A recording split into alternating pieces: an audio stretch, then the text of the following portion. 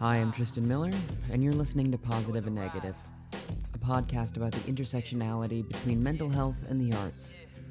Today on the program, I speak with Alvin Irby, a comedian, entrepreneur, and founder of Barbershop Books, a nonprofit that is dedicated to increase literacy in Black boys by providing books in barbershops. Here he is talking about being a lifelong learner. I think one of the most important things is to be a lifelong learner and to have a growth mindset. We don't know everything.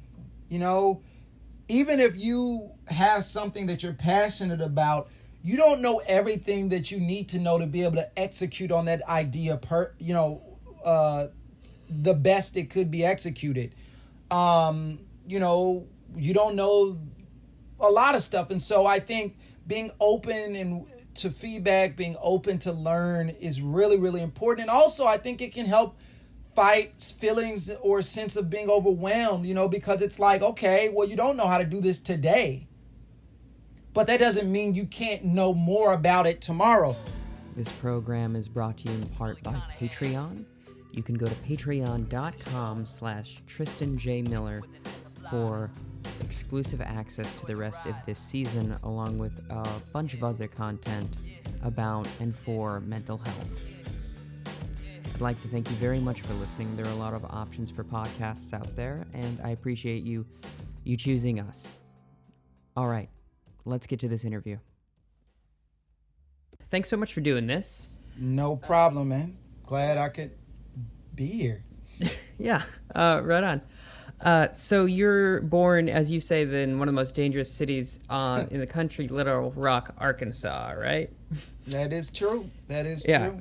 What was it like growing up in Arkansas? I would say that, I had a small group of friends, that I grew up with, and we had a pretty fun childhood, that consisted of playing football in the street or playing basketball in a hoop on the street or, riding our bikes around the neighborhood, playing video games, playing cards. I did gamble quite a bit as a kid. My mom thought we were playing a lot of Monopoly, but the real money was under the board. But yeah, I did roll dice and play, I played a game called Tunk. It's a type of gambling card game that I learned and that I played as a kid. But I think after I lost $30 or $40 in candy money, I was like, this gambling thing is not for me. So I'm fortunate that I learned at a younger age, what wasn't for me. And so I didn't have an issue with that, as I got older. But Little Rock was, I would say that, it was the crack epidemic, right? And the gangs were selling the drugs. So crack and then the gang violence was really just out of control.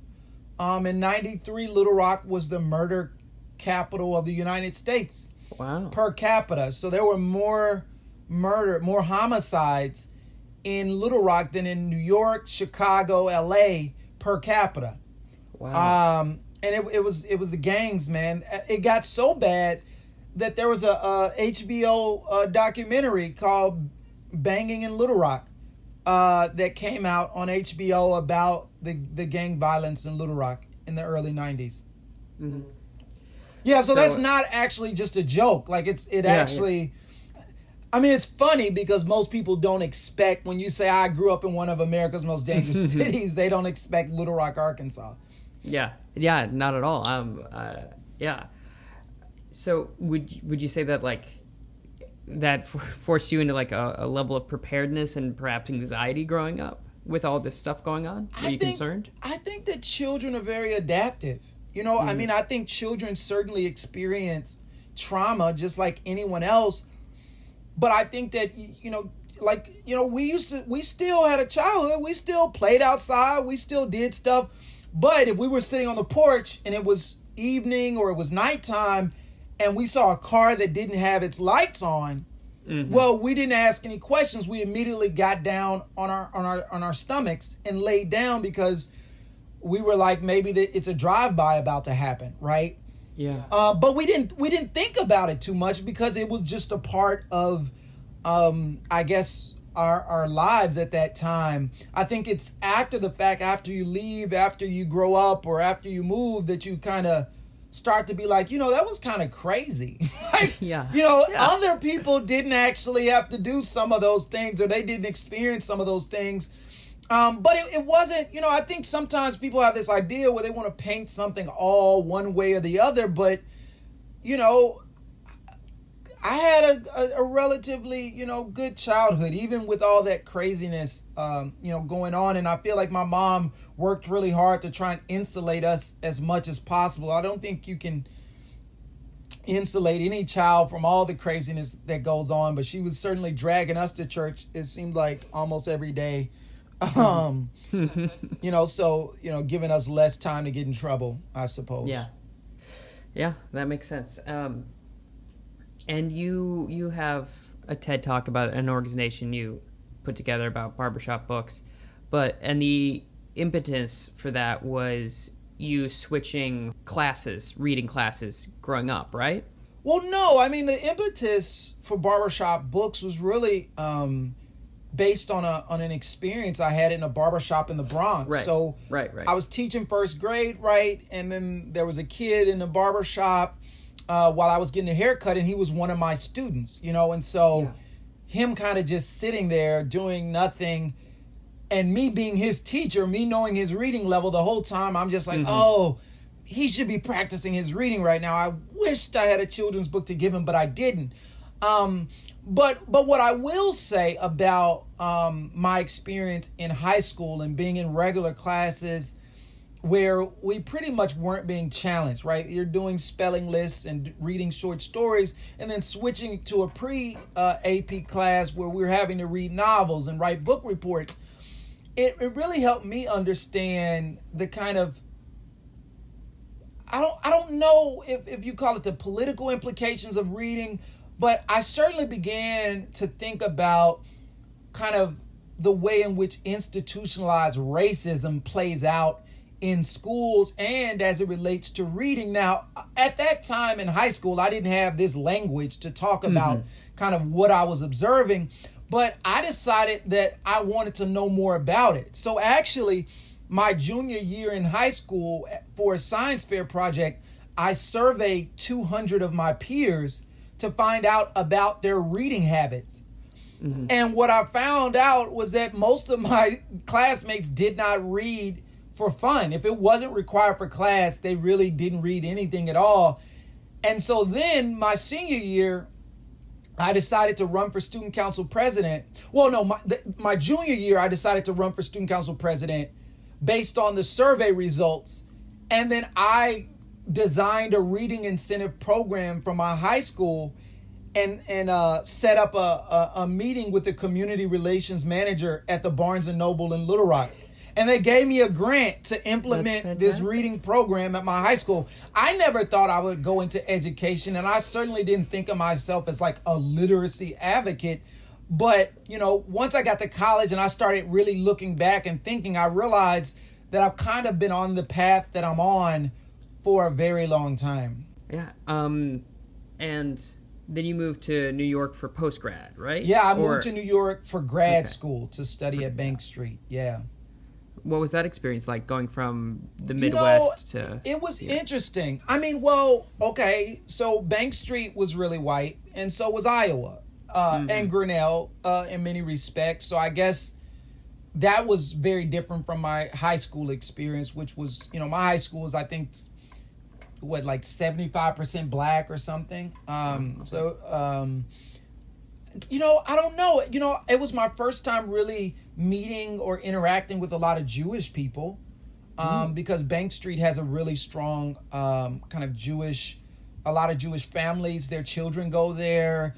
Bank Street has a graduate school of education, but they also have their own independent school, like a private school. And so I not only, was attending the graduate school, but my first year of graduate school, I had a teaching assistantship in the Bank Street School for Children. And so I had an opportunity to kind of do my student teaching at this really progressive world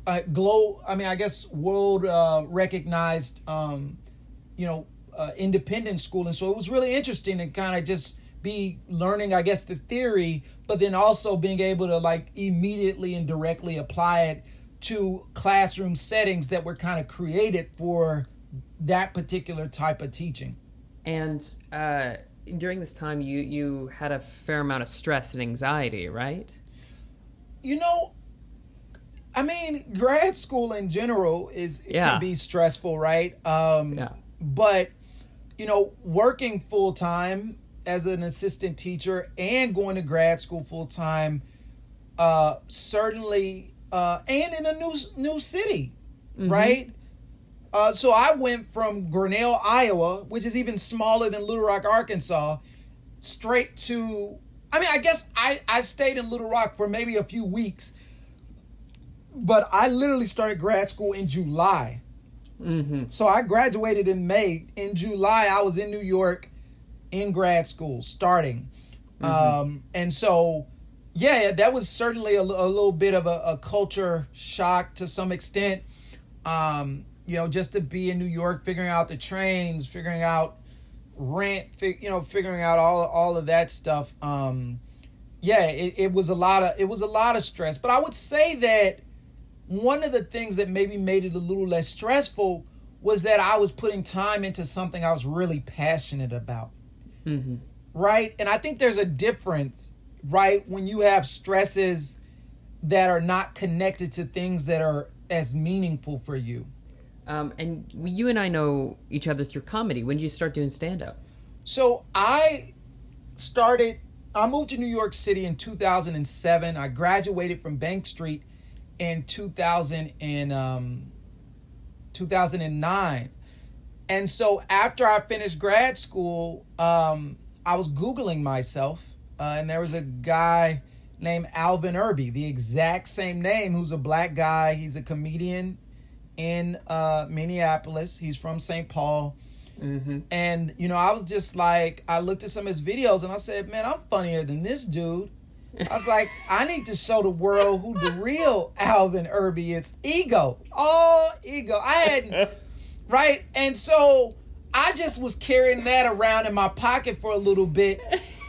And I told someone, I was like, I'm thinking about doing stand-up. And they were like, oh, you should do the Monday open mic at 7:00 at the Laugh Lounge. And I was like, whoa, they know all the details. I was like, this is a sign. Maybe I'm supposed to try stand-up. And so I went to this open mic that this person had recommended.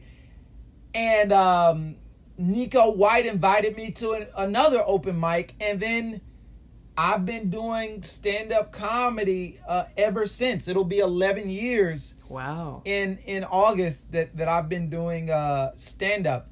And so then, all of my first jokes were pretty much about kids and stuff happening in the classroom or stuff from my childhood. Yeah. And so you've been doing it for 11 years. Has there ever been times where you're like, no, I'm going to pack it in and I'm done? I don't know that I've had moments where I was like, nah, I don't want to do this anymore. But I certainly had moments where I was like, am I still funny? Or mm-hmm. am I funny? After you bomb at Mocha Lounge, which is notorious, right? Their Monday comedy night, I had an audience member one time give me the light, right? And you think, wow, Alvin, that's really bad. Somebody in the audience decided they had enough of your stand-up that they raised their cell phone and started waving it. And the horrible thing about Mocha Lounge is that it's not like it's a venue that has a stage or anything. Literally, you're standing on the floor and people are sitting right in front of you on couches. So when she gave me the light, it was literally like right there in my face. And it didn't stop there. I guess other audience members shared her sentiments. So then some of the other audience members pulled out their cell phones, and instead of it looking like a comedy show, it almost looked like a concert. Yeah.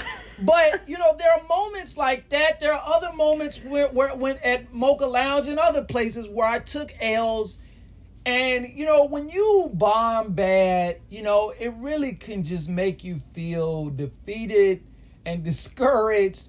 But fortunately, every time you step on stage, it's a new opportunity, right? To prove to yourself and to the audience that you're funny and that it's worth their time to listen to whatever it is that you have to say. And so I think it's the same thing with teaching. No matter how bad your day was, no matter how crazy the kids got, each day provides you a new opportunity. And I think that, in many ways, I think some of the experiences I had growing up kind of have helped me to kind of have that perspective about each new day providing me with an opportunity to kind of start over, no matter how bad the day before was.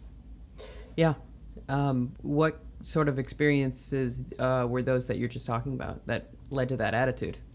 Well, when I was, the summer after my 6th grade school year, my mom sent me and my brother to live with our father in Memphis, Tennessee. And, it was not the best year for me.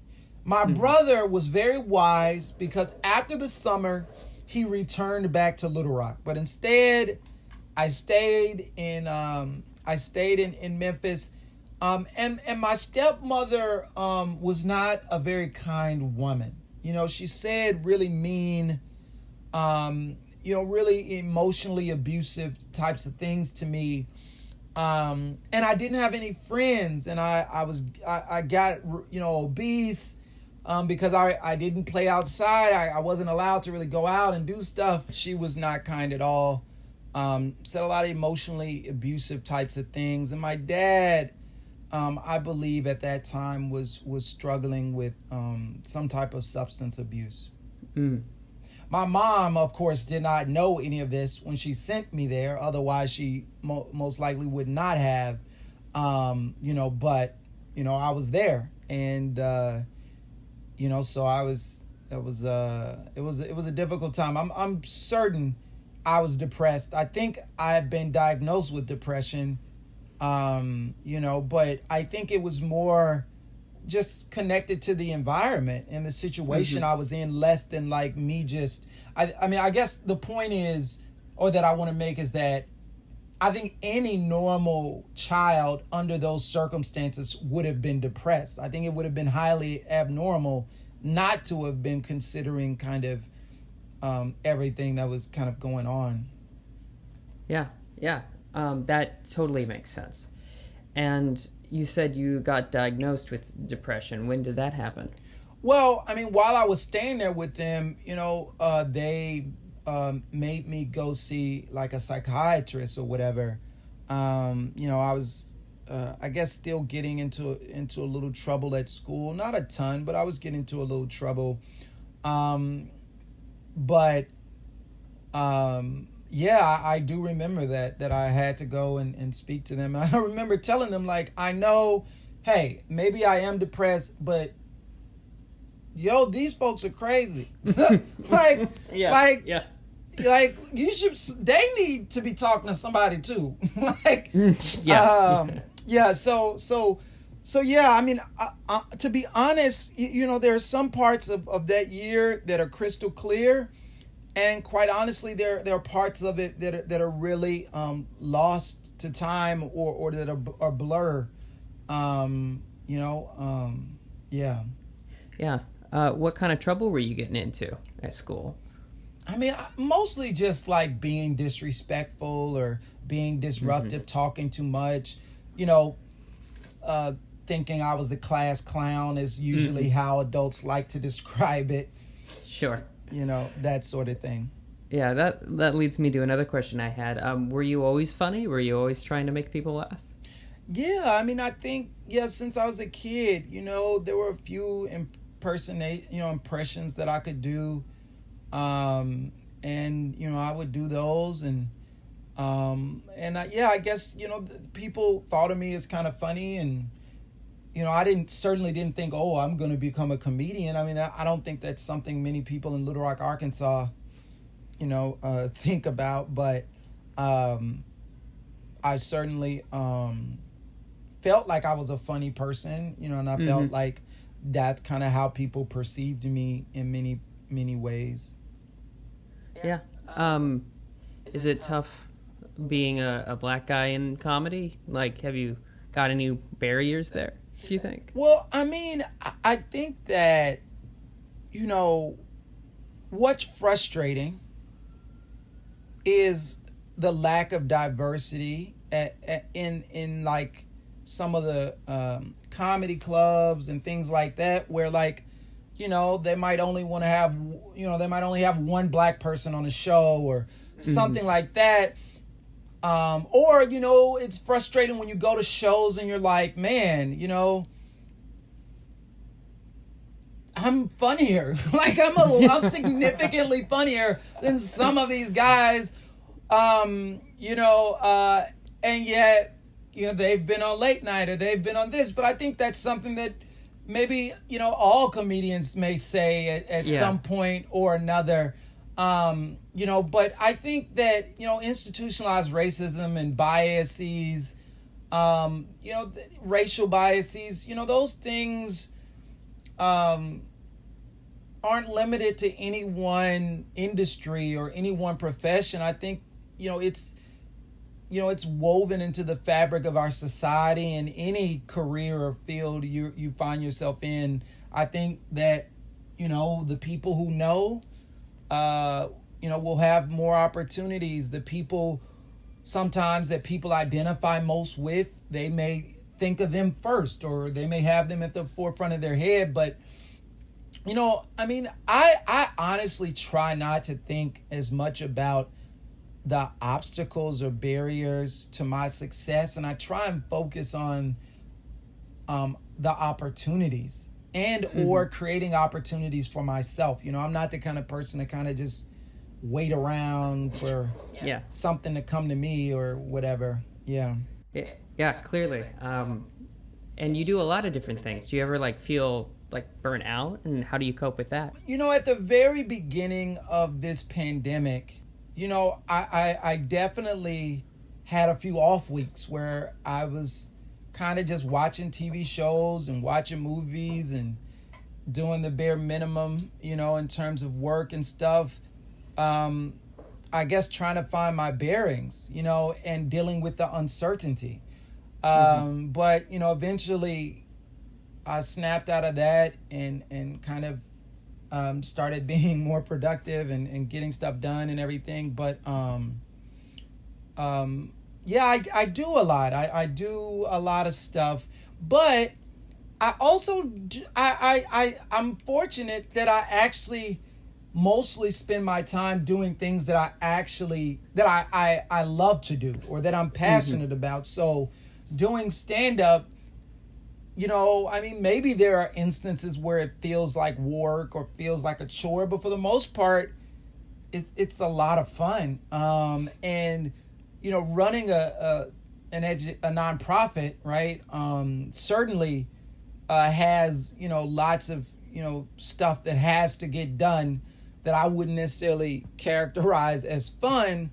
But I created my own nonprofit, and I'm actually able to act on my passion to help, black boys read.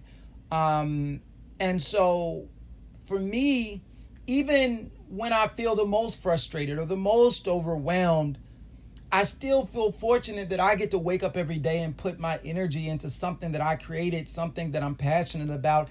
And I just know that there's so many people that can't say that, who aren't in that position. And the same thing is true when I was in college. I remember having a 15-page paper and being on the first word and thinking, oh my God, why is this page blank? And why do I have to write 15 more of these things, right? But then I would say to myself, you know what? There are people back in the hood who didn't have the opportunities you have, that even if they were sitting in this chair, they didn't have the preparation that would allow them to be successful in this particular situation. And so suck it up, you know. But I think that goes back to perspective, right? And I think that year in Memphis, you know, there was some really low points, like really low points during that year, where, I don't know, some people call them come to Jesus moments or whatever, but there were definitely moments where I had some conversations with God and I was just like, hey, I promise if you take me out of this situation, I won't curse no more. I won't be bad no more. You know, and I was pleading with God, just like, I promise, you know, and, you know, there were definitely even moments where I considered, you know, taking my own life. You know, it was really bad. It was a really bad and dark year for me, that 1 year. And it was in 7th grade, but, you know, kind of the light at the end of that tunnel, because I didn't have any friends, because I didn't really go outside much, I had a whole lot of time to think about myself, about my life, about a lot of things. And I feel like I gained some insights about life. I gained some insights about myself that altered my life's trajectory significantly. And so for that reason, as bad as that situation was, I'm so thankful that it happened, because I really might not be the person I am today. The drive that I have, all this stuff that makes me who I am, you know, that year was also a part of it. But I would say that the kind of mantra, you know, or way of thinking, and it may sound really, I don't know, it could sound perverse or negative to some people, but I remember concluding during my 7th grade school year that I didn't deserve anything, and that no one deserved anything. You know, and I thought about, you know, so many different people in the Bible and just people in life who they didn't do anything to anybody, but some bad stuff happened to them. And I was like, they didn't deserve that. And there are people who were born into rich families or born into things that gave them a leg up in life. And I was like, well, did they deserve that? I was like, well, no, they don't deserve to be able to, you know, have food and have a good education any more than anyone else. And so I was like, well, you know, according to the Bible, you know, and at this time, I think, you know, and I think that during difficult times in people's lives, you got to hold on to something, you know, you got to find something to anchor yourself to keep you tethered to reality, to world, to your sanity. And I think that the Bible did that for me at that time. And so I'd spent a lot of time reading the Bible. But what I concluded is that according to the Bible, everyone was a sinner. And according to the Bible, everyone who was a sinner deserved death. But according to the Bible, Jesus died so that other people could live. And so I was like, all right, well, Jesus was perfect. And look what they did to him. Like, he was just trying to feed people, clothe people. And they just killed him. And I was like, if that's what happened to him and he was perfect, who am I to think that life should be easy? And so from that point, I said, you know what? I don't deserve anything. And every opportunity I have, I'm going to try my best to make the most of it.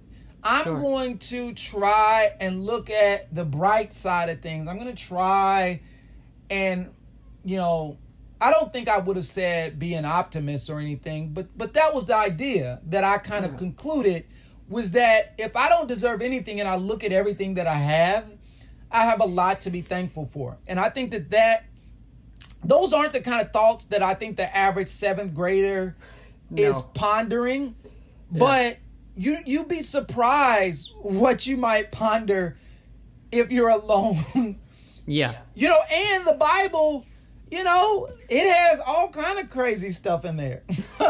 and not even stuff that even some of it would be appropriate even for a seventh grader to be reading, Do you still consider yourself a man of faith? Is that still your core?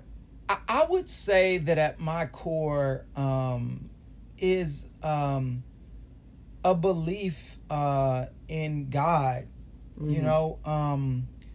I think that I really think that me traveling the world and meeting so many different people, reading so many different things, I've come to believe that there's more than one way to like navigate this thing called life.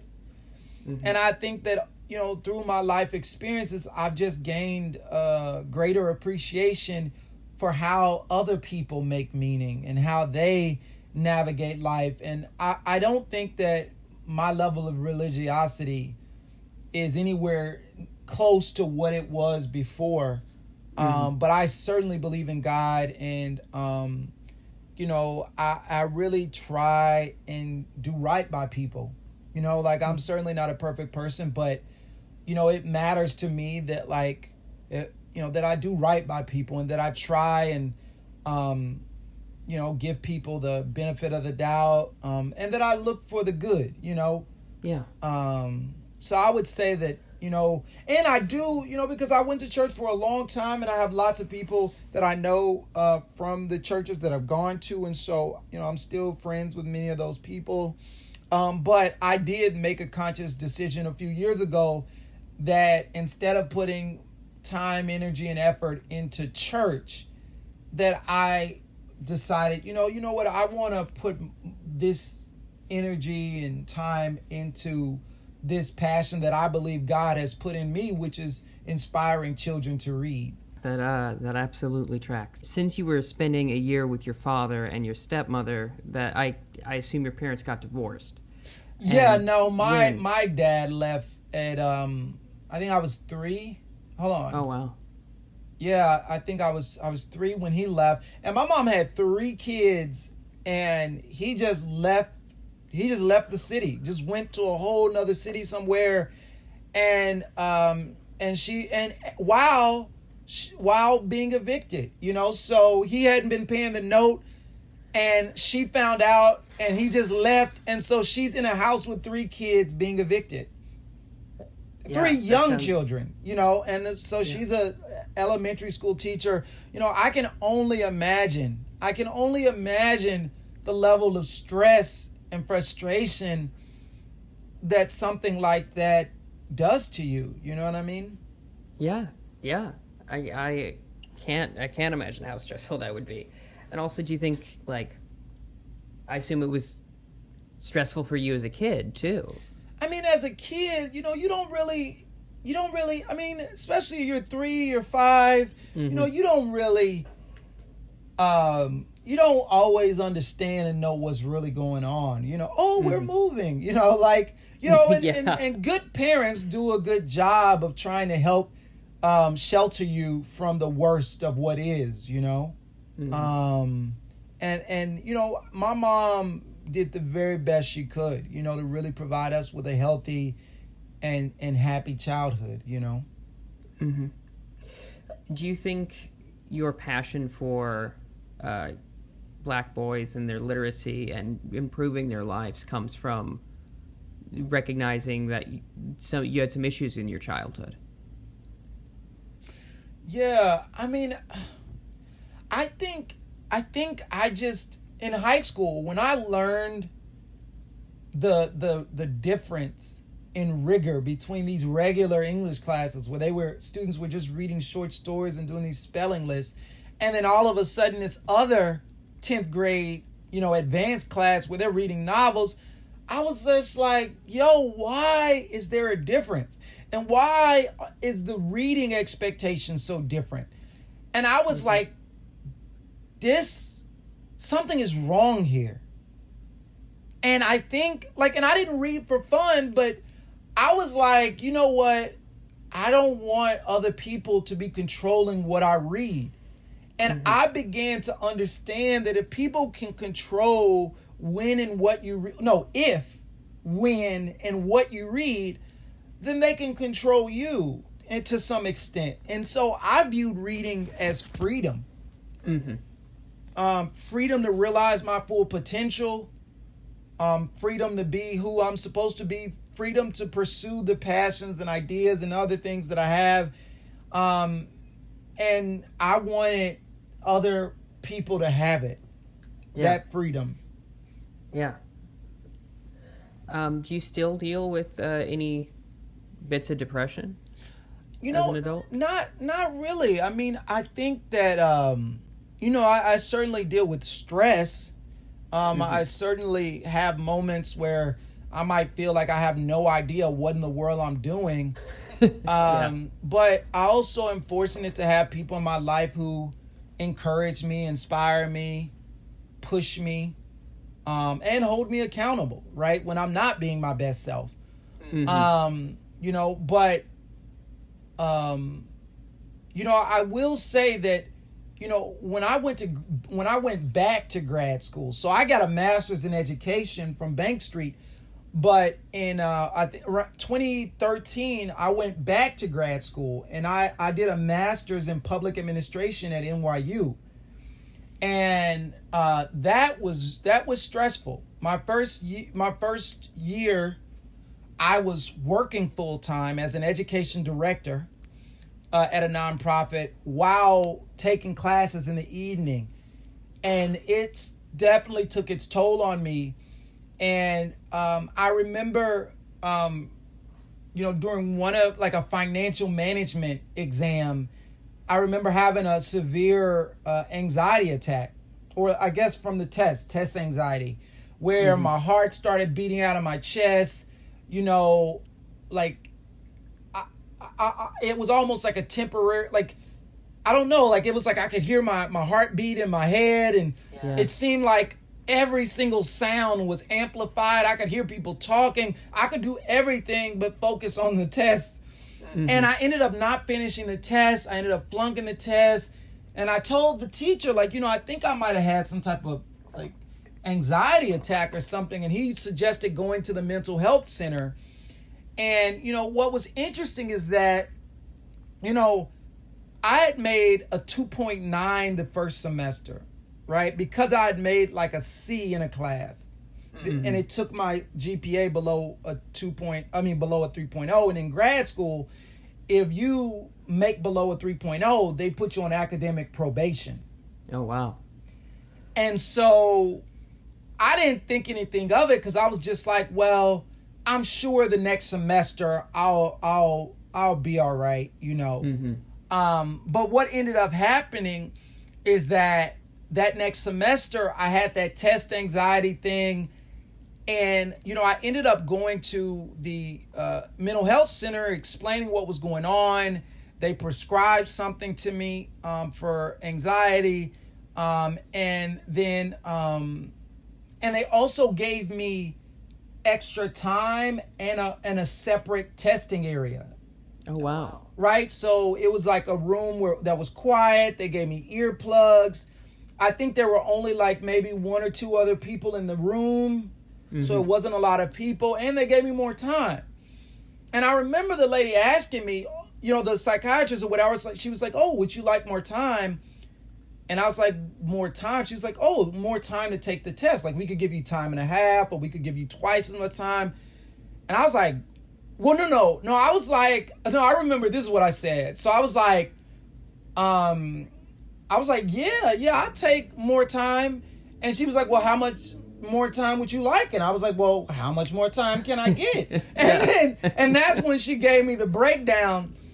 And I was like, I think time and a half sounds good. I don't think I need a whole but we can just assess the situation and circle back.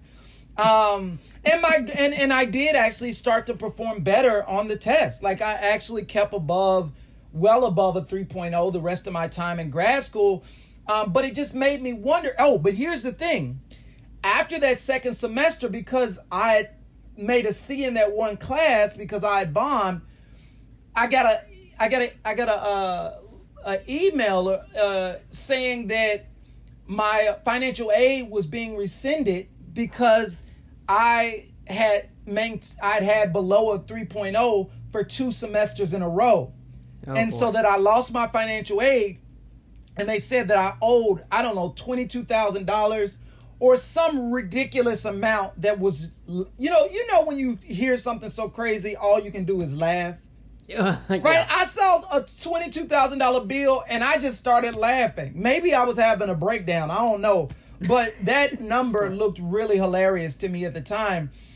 And fortunately, because I had gone to the mental health center and documented the test anxiety, I was able to actually do I was able to challenge that decision based on like a health, like I was, a health challenge to the decision, and they reinstated my my financial aid. But I remember when I went to the dean and I told him, hey, I can't afford to take a semester off. Like, if I have to start paying back these student loans and all of this stuff, I'm probably not going to finish grad school.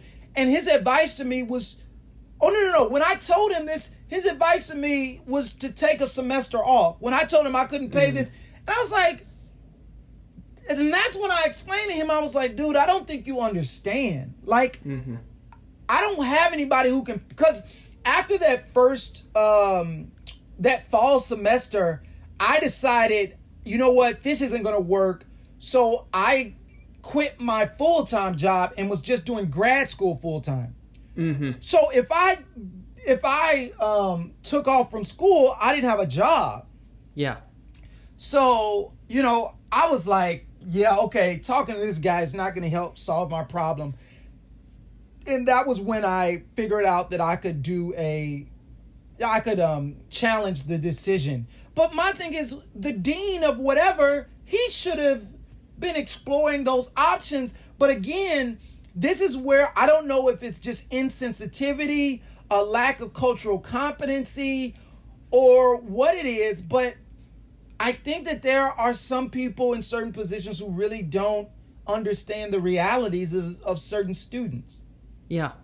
And I don't know that it was a race thing. It might have just been a class thing. I don't have my mom, was on a fixed income, a retired teacher in Arkansas. So her sending me money for New York rent is not an option at all. Yeah. At all. The stuff that they gave you for the anxiety, did you take that and did it help? No, I never took it. Yeah. I just I think I have an aversion to taking pills because that year I stayed with my dad, I had to take pills every day and they would watch me and like, let me see your tongue type of thing. Oh, wow. And then when my grandma helped me escape, I had withdrawals and I had to be rushed to the emergency room. Oh, wow. Because I thought I was going to die. I was feeling really bad, really, really bad. And so, when I see these movies with people addicted to, I don't know what they're, drugs and them trying to get off of heroin or trying to get off of whatever they were on. I certainly was not doing heroin. They were prescribed drugs. But I don't even think I was really supposed to be on what I was on or the strength of it or whatever, but there was something really fishy even just about the medication I was being forced to take. But that, I think it has left some trauma where I don't like taking medicine unless it's absolutely necessary. And honestly, with the type of supports that they provided me, things improved and I didn't deem it necessary. But I'm not against it for people who certainly, find it valuable. One of the things that experience in grad school made me think about is, what about all the other students who didn't go to the mental health center, who didn't document some of the things that are happening and who ended up having to leave? And I'm like, how many other students have had to leave college because they didn't have support, or the colleges we're not effective at communicating the services that they provide, because I'm sure that at some point during orientation they might have mentioned something about it, but I've never been diagnosed with any type of learning challenges or test anxiety or anything like that. So if they were talking about the mental health center, it probably just went over my head. Like I was like, oh, that doesn't apply to me. And it, you know. So I think that there's more that colleges can do to make not just the content more relevant and engaging, but the way they communicate it more relevant and engaging, and especially to vulnerable student populations. So I'm thinking about first generation students who are suffering from imposter syndrome, right? Where they feel like they're not even supposed to be in college. They're like, how did I even get here?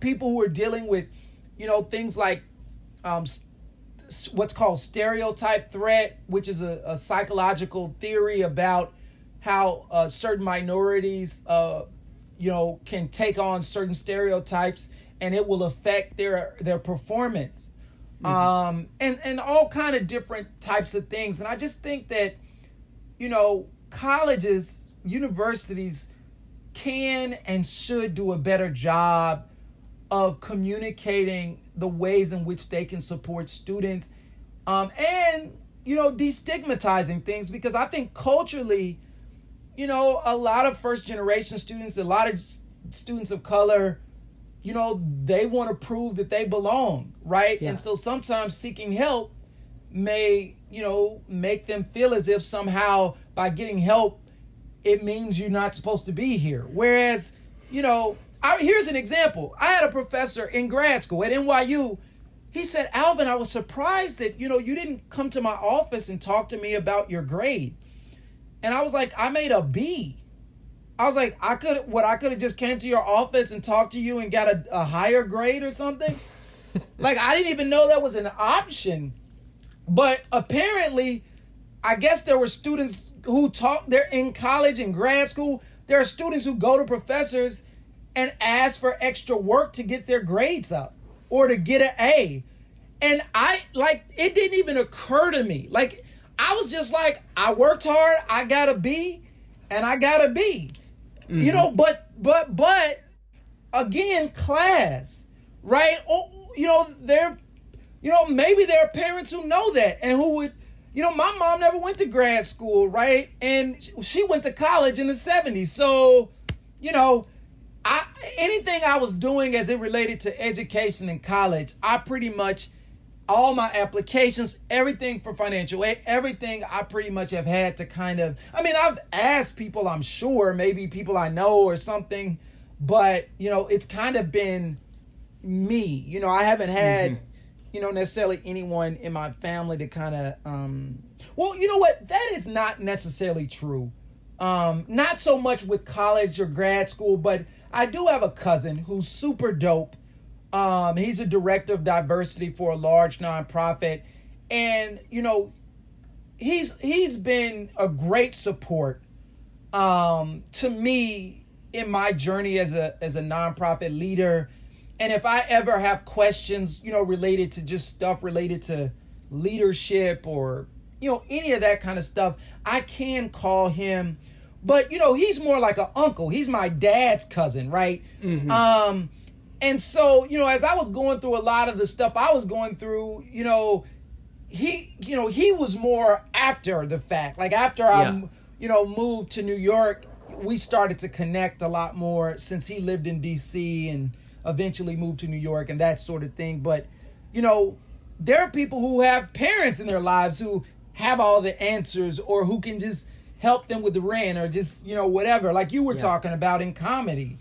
Going back a little bit, you said your grandmother helped you escape? I did say that. Well, my stepmom was like, you're not going to be bouncing between Little Rock and Memphis, back and forth. You're going to spend your whole school career here until you graduate from high school.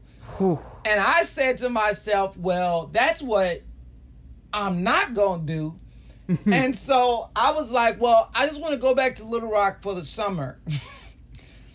And, I don't know if they weren't, I don't know. And I just threw as much of my stuff as I could into garbage bags, and my grandma drove me back to Little Rock.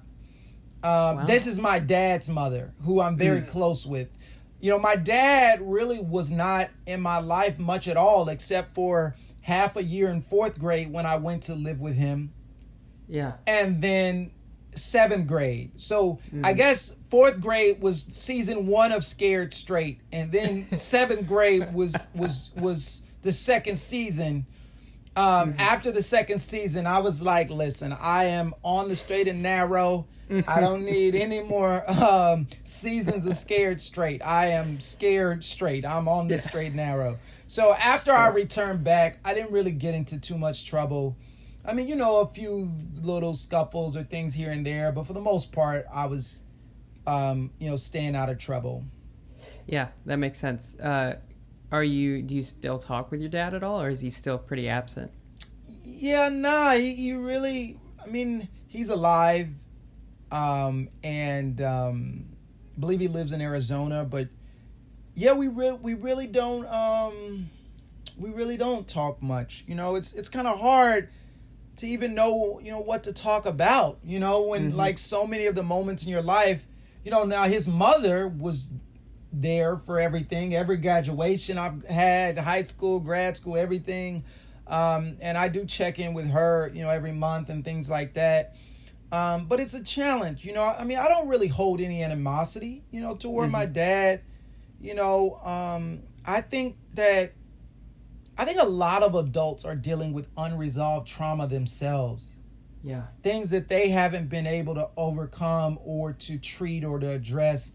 And it ends up manifesting themselves. Just because you have children doesn't mean that, the hang-ups in your life or the past traumas that you've experienced somehow go away, or the ways in which they manifest themselves in your adult life disappear just because you bring a little child. And so, I think the same is true of my mom and probably a lot of other parents, is that, life is not easy, man. And if you're a black person, my mom grew up in Forest City, Arkansas. Of one of her and her 2 sisters were the only black kids at her school. And so, I remember her telling me about every day almost kids running to the other side of the hallway saying, I don't want that black to rub off on me. And can you imagine every single day having to experience that level of hatred and racial trauma? That stuff cuts deep, man. And I don't think that I even know the half, and so there are a lot of people out here just trying to do the best they can with the skill set that they have. And I'm forever grateful and thankful to my mom for, laying a foundation for me to become who I am, Yeah. Yeah. That's a very positive spin on all of it. That doesn't negate or somehow reduce the any type of negative behaviors. Just because an adult had negative things happening in their lives, that by no means justifies their mistreatment of children. But I think that, as an adult looking back on my life, I think I have a different lens, right? Mm-hmm. Yeah. Yeah, and it certainly, it can explain things, if not excuse them. Right. Yeah. And when they first brought you to that psychiatrist, was that, was that experience like as a 12-year-old, a 13-year-old? Well, see, I don't know what my dad and my stepmom, what their thing is with getting treatment or whatever. But when I went there in 4th grade for half a year, they put me in a day treatment center because I was getting into trouble in school, having lots of, angry fits and things when people would make me upset. But I don't think that, I think I just needed more love, more experiences. I think, here's the thing, I did not read as a child. if somebody would have been taking me to the library, I think I would have been the kind of kid that probably would have been in my room reading. You know, and so I think that some of my behaviors may have been me not having constructive outlets to kind of channel a lot of my creative energy. And so it just ended up coming out in ways that were destructive or not constructive. But yeah, I don't know what their deal was with drugs, because they definitely made me take pills when I was there, even for half a year. And they put me in this, well, first I was going to a regular elementary school, but then they put me in a day treatment center. And that was interesting. Like when I went there, you know, I really learned that there are kids dealing with some real issues. I mean, a teacher just said, you know, Johnny, you know, please have a seat. Now, why are you talking? I'm like, whoa, Johnny, whoa. Like, how did we go to 0 to 1,000? All she asked was, could you? And so, you know, and they used to have, you know, metal detector checks. And it was a day treatment center. So it was like kids who weren't able to handle regular environments. But I think also being there kind of just made me just be like, whoa, like, okay, this is not where I'm supposed to be. Like, this is a different type of thing. And I really don't know. I really don't know how. I don't know how it was that I ended up there, but I'm pretty sure that it was my stepmother who researched, advocated for me getting institutionalized, or it was a day treatment, so I didn't spend the night. But she was the one who did that. And the same thing happened in 7th grade, where there was an incident where I was accused of pushing some kid down in an alley or something after school. And it was completely false. I was never even there, you know. But there were witnesses who supposedly saw this happen. And instead of my stepmom kind of being like, oh, you know, hey, you know, let's investigate this more, she just was like, I'll handle it. And she took me down to juvenile and had them put me in handcuffs and lock me in a cell. Like, for real. Like, in a holding cell at juvenile. And I just remember thinking about how perverse it is that people entrusted with loving and caring for you could so easily disregard you in that way. And it, you know, and my dad, you know, many parts of this, you know, he was really very passive and to some extent out of it. You know, he wasn't fully present.